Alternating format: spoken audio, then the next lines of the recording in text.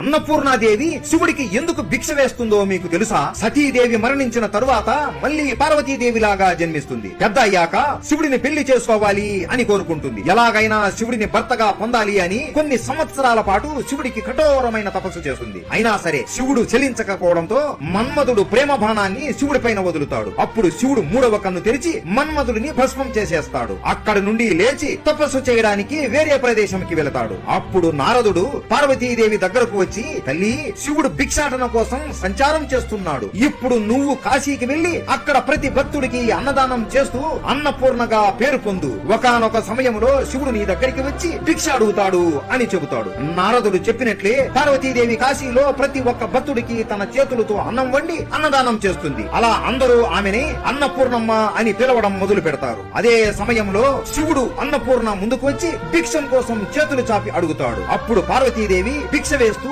శివుడిని చెయ్యి పట్టుకుంటుంది. అప్పుడు శివుడికి ఈ పార్వతీదేవిని సతీదేవి అని అర్థమైపోయి ఆమెను స్వీకరిస్తాడు. అప్పటి నుండి పార్వతీదేవి కాశీ క్షేత్రంలో అన్నపూర్ణాదేవి లాగా వెలిసింది. కాశీ విశ్వేశ్వరుడు లాగా శివుడు వెలిశాడు. అలా ఇప్పటికీ కూడా కాశీలో పార్వతీదేవి అన్నపూర్ణాదేవిలా అన్నదానం చేస్తుంది అని అంటారు. హర హర మహదేవ.